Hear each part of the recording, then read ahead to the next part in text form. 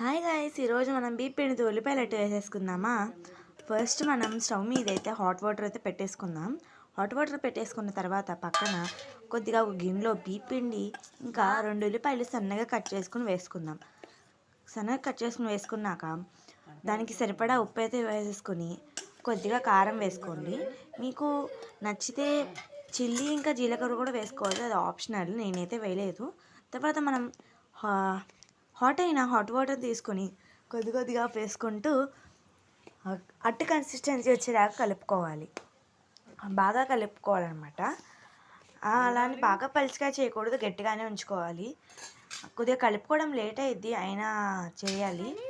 కొద్దిగా టైం పట్టింది అనమాట కలపడం అయితే. ఇది నాకు తెలిసి ఈ రెసిపీ చాలామంది తెలిసి ఉండదు, ఎందుకంటే ఇది ఎప్పుడుదో చాలా పూర్వపు కాలపు రెసిపీ అంట. నాకు తెలిసి చాలామంది తెలిసి ఉండదు. ఒకవేళ ఎవరైనా తెలిస్తే కామెంట్ అయితే చేయండి. మీకు కనుక ఈ వీడియో నచ్చితే ప్లీజ్ లైక్ చేయండి. ఇంకా కొత్తగా చూసేవాళ్ళు సబ్స్క్రైబ్ కూడా చేయండి. ఇంకా పక్కనే స్టవ్ మీద ప్యాన్ అయితే పెట్టేసుకొని దాని మీద కొద్దిగా అట్ల పిండి అయితే తీసుకొని చేత్తో అద్దేసుకోవాలన్నమాట. అద్దేసుకొని ఒక 5 మినిట్స్ మూత అయితే పెట్టి, 5 మినిట్స్ అవసరం లేదు, ఒక 2 మినిట్స్ అలా ఒకవైపు బాగా ఏగేలాగా మూత పెట్టేసుకొని అయితే కాల్చుకోవాలి. తర్వాత ఒకసారి మనం రివర్స్ చేశాక మళ్ళీ మూత అయితే పెట్టకూడదు, ఆ క్రిస్పీనెస్ అంతా పోయిద్ది అనమాట.